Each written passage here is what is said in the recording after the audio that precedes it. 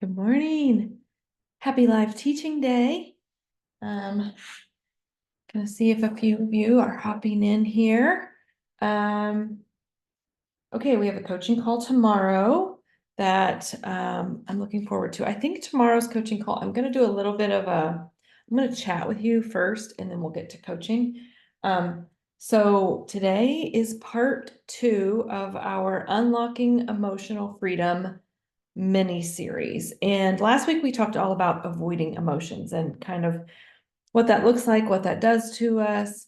Today we're going to talk about negative emotions because I think we live in this society where we're taught to believe that we should never have negative emotions. We always should be on a high. And I don't believe that's true. I believe that we were called to suffering. Um, I think suffering refines us. I think suffering uncovers who we really are at our core, at our most authentic version of us. And I believe that joy and suffering can coexist. And so that's what we're gonna chat about today. We're gonna dive into these negative emotions, what they are, what they do to us, how we avoid them, what we can do to stop avoiding them, all of those things. So let me pull up my notes here. Oh, I got a lot of notes unless I'm,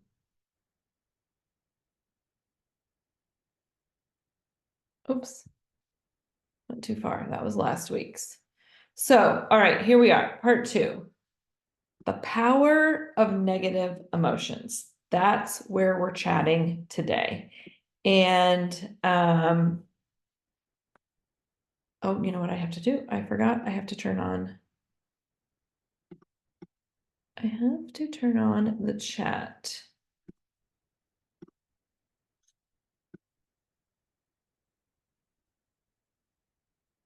Okay, chat is on in case you want to get in there and say a little something. All right, here we go. So the power of negative emotions. So welcome back to our mini series, Unlocking Emotional Freedom. It's funny because somebody said to me when I was creating this program, they're like, you know that you're creating this for other women, but it's probably going to do as much for you as it does for them. And I have even said to my husband, like, I know I'm supposed to create this program. I don't know if the women are going to show up and join, but if they don't, then I'll know that the program was meant for me, that I was the one that needed what I'm putting in it. And as I've been working through this series, as I've been studying and thinking about my own emotional freedom journey, I'm just seeing all of what I'm teaching you, all of what I'm sharing, how it's played out in my own life, how I used to be this person and avoid emotions this way and run from the negative emotions, and how much I've changed and grown. And I want that for you too. So what I'm sharing here are the things that I have experienced in my own life. And this has been good reminders for me of like how far I've come and how much this work impacts us and how much I should keep doing this work with my emotions. So I don't know. I don't know if this is going to be a 10-part, a 12-part series. I keep getting more ideas. You know what? Maybe this will go on for who knows. When I run out of things to talk about with emotional freedom, we'll stop. But last week was all about avoiding emotions. And what we talked about last week is that often just looks like we ignore ourselves. And I for sure can relate to that. And you probably can too. So if you joined us last week on our coaching call, then you would have heard us coach on this very topic, how we ignore ourselves, how we ignore our voices in order to avoid particular emotions.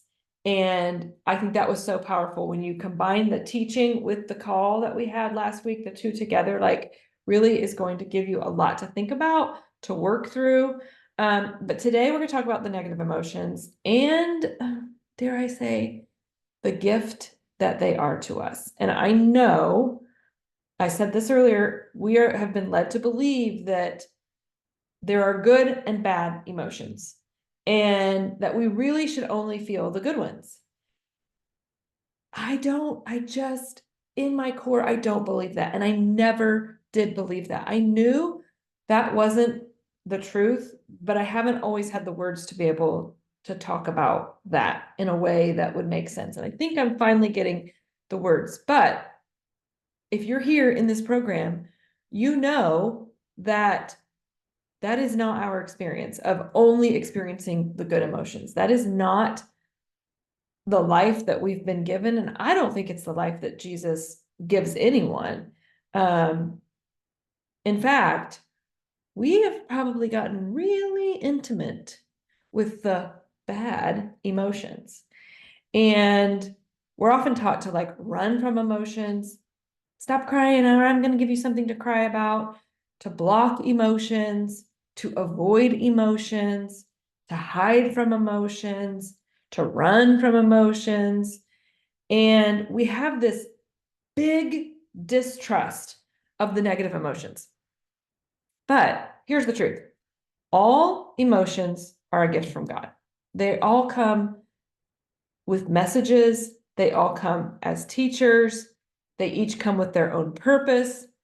And they carry a message that can help us in our growth. And so when we look at emotions, instead of these big, bad, heavy things, and more a tool for us to use for our growth, they become so much less heavy.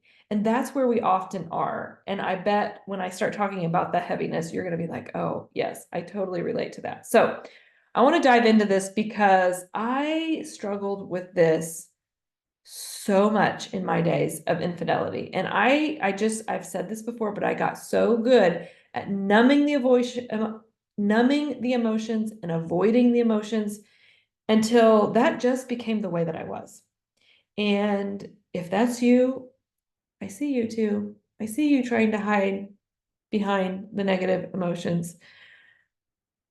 I also know that betrayal is damn hard. It just is. I know because I've been there.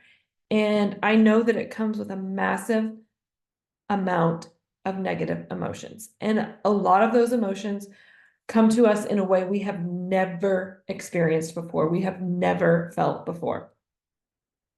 And often, instead of feeling those emotions, we just hide. We hide in shame, we hide in guilt, we hide behind the thought, maybe this was my fault. We carry around the secret emotions because we don't want anyone to know. We think we're the only ones feeling this deep sadness and grief and loss and rejection. And it is normal to feel the deep and negative emotions after infidelity. It is absolutely normal. But we have to stop making those emotions bad in order to really heal. And we have to start looking at them as teachers, as messengers, as gifts. And if that's what I hope you get at the end of our teaching call today, is that you can start to see them with a different perspective.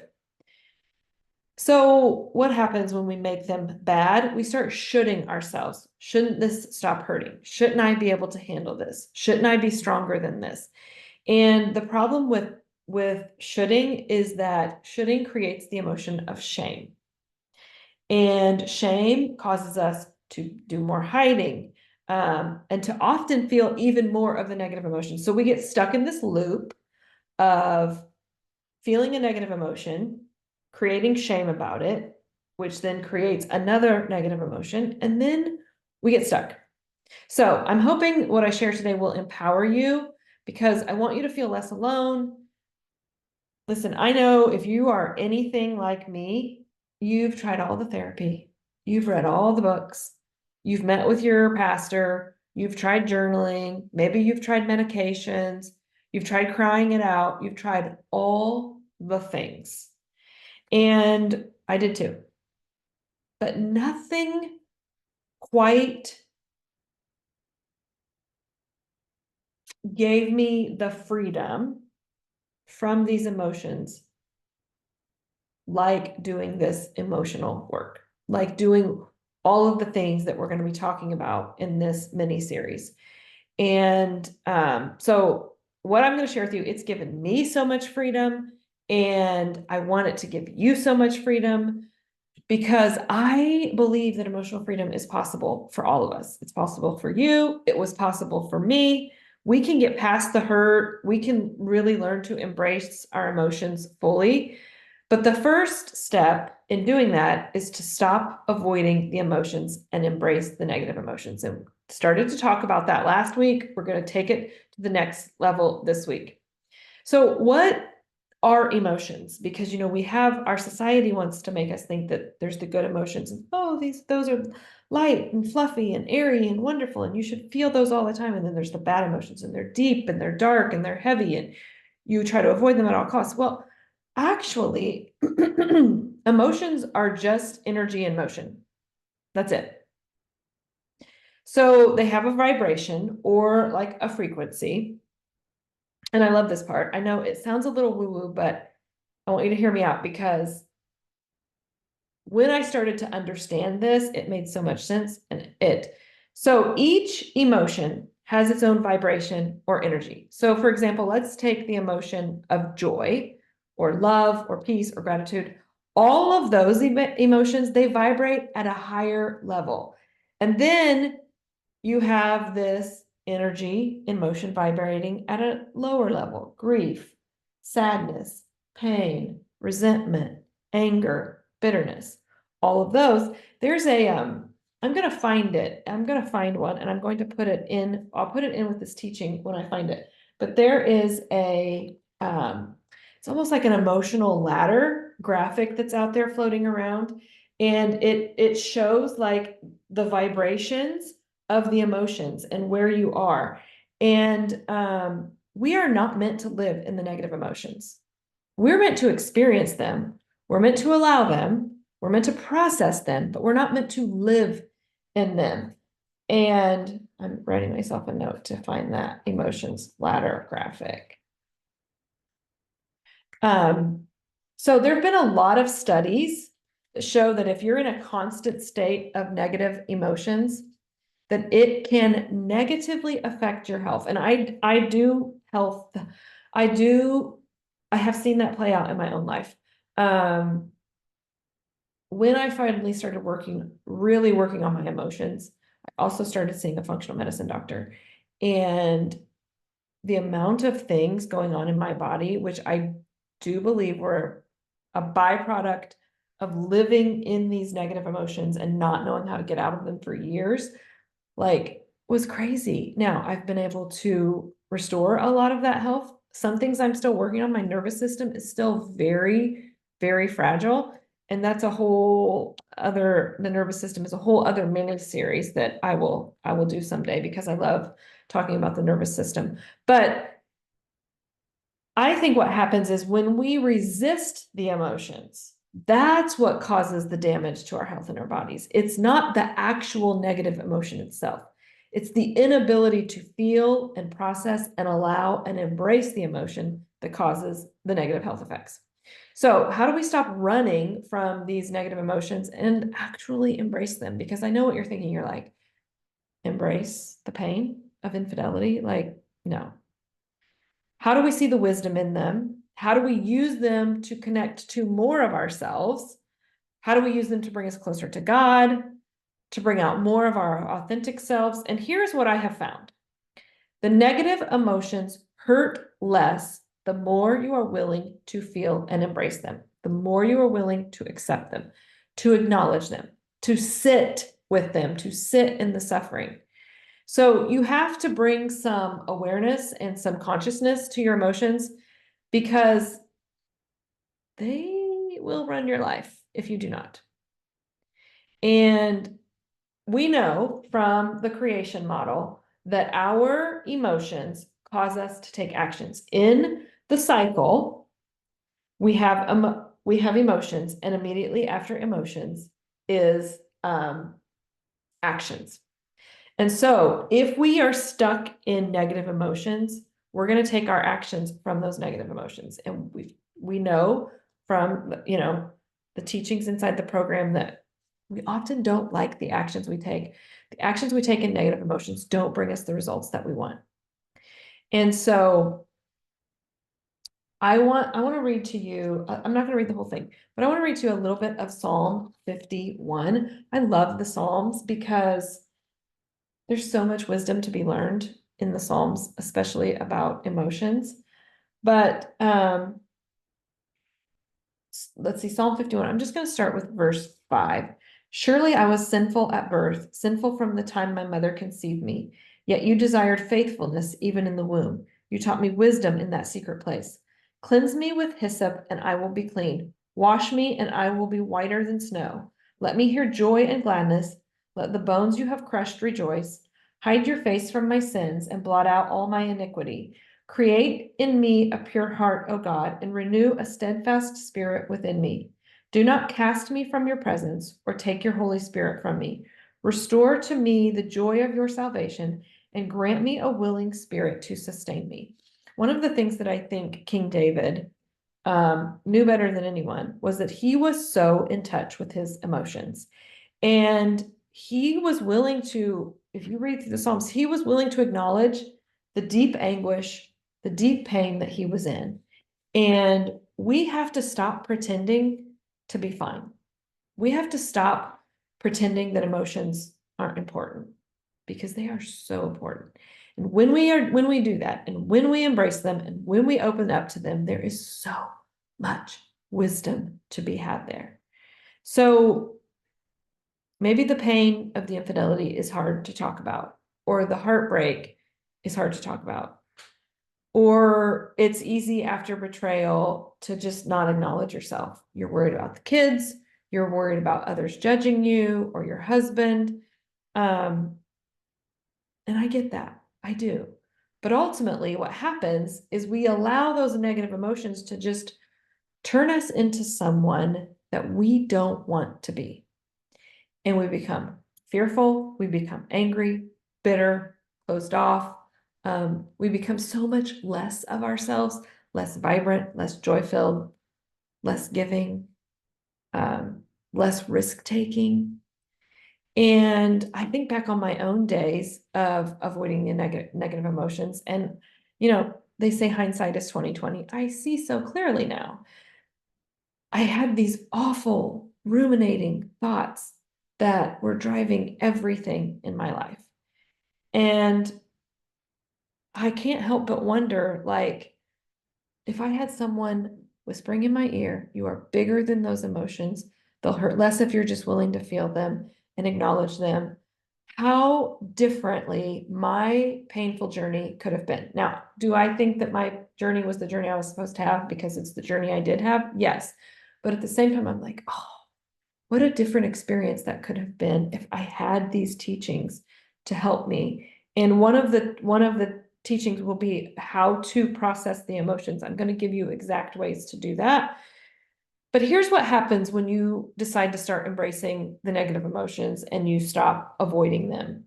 You become more clear on what you want.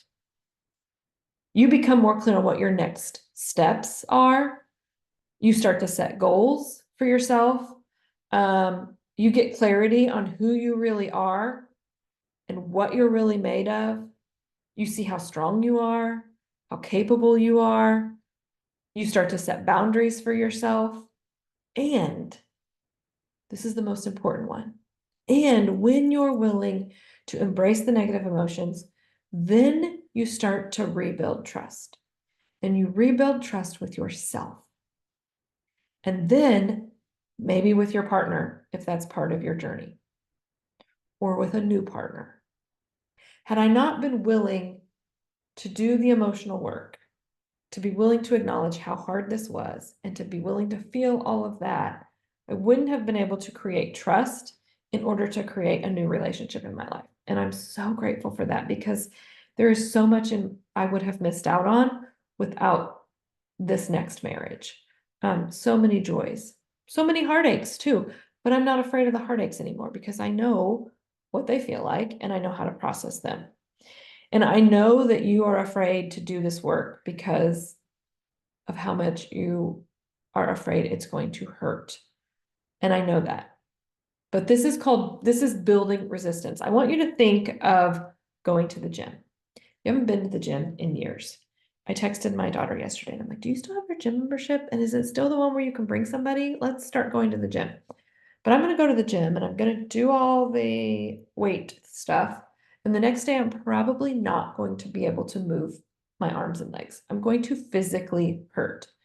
But if I continue to do that 3 to 4 times a week for 6 months, in 6 months, I will go back to the gym and do that same exact workout. And the next day, wake up and feel no pain, no muscle tenderness, none of it, because I have built resistance. And it's the exact same thing with the negative emotions. When you get good at embracing them, acknowledging them, sitting in them, living in them, they don't take you down as long. It's like the waves in the ocean. You can have this giant wave come in and it's going to knock you down, but the wave goes out so fast and you get right back up. And the more we do this work, this emotional freedom work, the less amount of time we spent being knocked to the ground by our emotions. Doesn't mean they don't hurt. It doesn't mean they don't hit us hard. We just get right back up. We just wake up the next day without so much pain. The other thing this does is it gets us out of the guilt and the shame that keeps us hiding behind the pain. And I think that all of our emotions are what make us truly human. And I want to share a story with you. So one of my kids is showering. I hope you cannot hear that. I have a hole in my ceiling and you can hear their bathroom. So anyway, my neighbor, when I was going through my divorce, she would constantly say to me, I don't know how you do it. I don't know how you do it. Well, you do it because you don't have any other choice. You're the one that's in charge of these kids. You're the one that's in charge of this house now. Especially for me as a new single mom, you just do it. You just put one foot in front of the other and you do it. But she shared this story with me, and she said someone had shared it with her. She was a widow, remarried, but had been a widow pretty young. And she said that this man went to God and was like, listen, God, this cross that you gave me to carry is way too heavy. Like, I cannot carry this cross. It is enormously heavy. I can't do it anymore. And God said, okay, great. That's fine. Not a problem. Come on in to the cross shop and you pick out the cross that you think you're capable of carrying. So this man looks at all the crosses and he, tries them on and decides which one can he carry. And so he decides, I'm going to take this one. I think this one will be better. And he puts it on. And God says to him, that was the exact same cross you were carrying before. And it was this reminder to me of God has already called us to our suffering. He knows that we are capable of carrying the cross that we're given. And I also think he knows what cross he has to give us, or crosses he has to give us, in order to get us to become who he has called us to be. And I fully believe that the crosses I've been given, the cross of infidelity that I was given, was required for me to carry in order to be sitting here today, in order to be the mom that I am, or in order to be the husband that I am to my current husband, to become a different version of myself, a more fully alive and aware version of myself. And I think that's the same for you. So we can sit in the pain of the infidelity, or we can look at it as, okay, God knew I was capable of this, and I'm going to learn to embrace these emotions and figure out how to move forward in my life with vibrancy, with love, with joy, with peace, with gratitude, because you are not your emotions. They are just energy moving through you. And the more you embrace them, the more you stop avoiding them, the more you stop resisting them, then the easier they are to move through you, and they become less catastrophized. I have been watching a friend from elementary school share part of her journey of divorce on social media. And it's breaking my heart. I want her in here so bad. It is breaking my heart because she doesn't know how to process these emotions. She doesn't know how to sit in the negative emotions.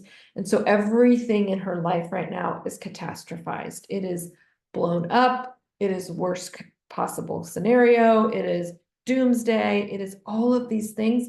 And I just believe that God has called us to something bigger than that. And that's what I want you to see also. So the more emotions that you're unwilling to process, the heavier your backpack keeps getting. And it gets heavier and heavier. And then what happens is you get so weighed down by all those emotions that you just get stuck there. And then you don't know how to get out of it. So I want you to be willing to acknowledge yourself. Name the emotion. Inside the Joy Creator Journal, there's a whole list of emotions. And one of the things that I did in the beginning when I was really learning how to name my emotions, because when I started this work, I had no clue what I was feeling. No clue.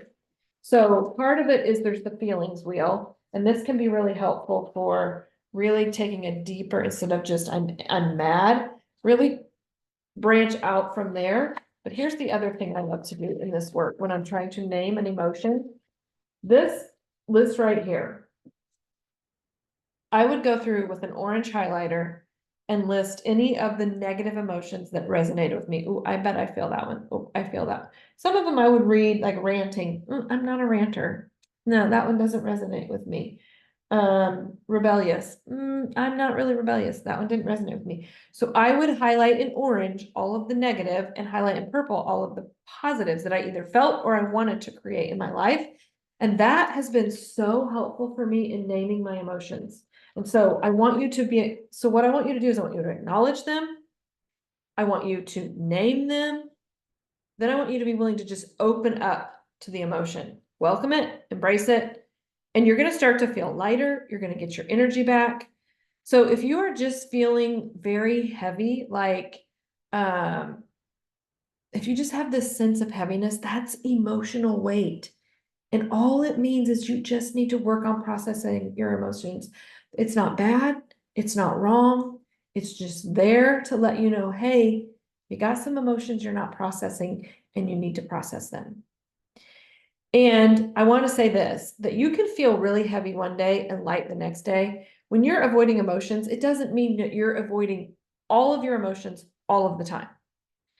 But there might be this one emotion that you've been avoiding. And so I want you to ask yourself, like, what is the one emotion I have been avoiding? And go through that list if you need to, and see if you can uncover what that emotion is, and then what you do to avoid that emotion. Do you procrastinate? Do you scroll social media? Do you give your husband the cold shoulder? Do you get passive aggressive? Do you send him a hurtful text message? Like, what is it you do to try to avoid that emotion? Because the whole point of this is just becoming so self-aware. So name the emotion, ask yourself what it feels like in your body, and remember that this work takes practice. Like, this is not going to happen overnight. I've been doing this work for years, and I still think I have more of this work that I could do. But I want you to get to a place where you can experience joyful heartache, joyful sadness, joyful disappointment, because they do coexist. You don't know joy if you've never known suffering. They coexist. They have to be together, but we have to be willing to embrace them both. We love to embrace the joy, but are we willing to embrace the suffering along with it? And I also want to add this, like, this takes so much vulnerability of yourself with yourself. And so you've got to be forgiving, you've got to be compassionate, you've got to be understanding, you've got to be gentle with yourself. None of this is wrong. You are learning. But as you do this work, you will start to feel more resilient. You will start to feel expansive. You will find yourself speaking up. You will find yourself putting boundaries in place. But you will also start to notice in others when they aren't doing this work. And, I used to think that if anybody was in a bad mood towards me, I immediately assumed it was me. Like, I did something, I didn't do something, and I would feel myself shrinking down, making myself less of a person making myself bad and wrong. And I don't do that anymore. When my husband's in a bad mood, I'm like, wonder what emotion he's trying to avoid with this bad mood today. It's not about me. It's about him. Even if I said something that made him in a bad mood, it's still not about me. Because he can come to me and say, hey, I didn't like that. But what I say doesn't cause his emotion. His thoughts about it do. And it's his work to process through that emotion. It's not my job to create for other people and for myself a world where there's no need to process emotions. I mean, we can't live in that world. It's not possible. I'm going to read one last thing to you. As I was finishing up this teaching, the thought came to mind of be not afraid. And that's the place where I want us to be, to just not be afraid of emotions that might come, because it's so painful, the infidelity, that we become so afraid of the hurt that we try to stop feeling the hurt, and we do whatever it takes to do that. And this is Luke chapter 2, verses 9 and 10. An angel of the Lord appeared to them, and the glory of the Lord shone around them, and they were terrified. But the angel said to them, do not be afraid. I bring you good news that will cause great joy for all the people. And I hope that that's what these teachings, what Joybound can do for you. Bring you the good news of the joy that's available to you. But the joy is only there when you're willing to sit in the suffering also. And when you become not afraid of your emotions, you become fully alive. You become more willing to take risks. You become more willing to fall in love again with yourself, with your husband, with a new husband, with your life, with the world around you. And you see everything through a different set of glasses, as my own coach says, through these rose-colored glasses. And so your work this week is to figure out, what's the emotion I've been unwilling to feel, and how can I feel it this week? What's the negative emotion I've been unwilling to feel, and how can I feel it? And how have I been avoiding it? And become very aware. And then show up tomorrow for our coaching call and ask some questions if you've got some questions on um, how to work through this, or how to uncover that emotion. Bring that to the call. All right. That is all I have for you today. I was really trying to keep these shorter than 30 minutes, but as I get into them, I just have so much I want to say. So I will see you tomorrow at noon Eastern for our live coaching call.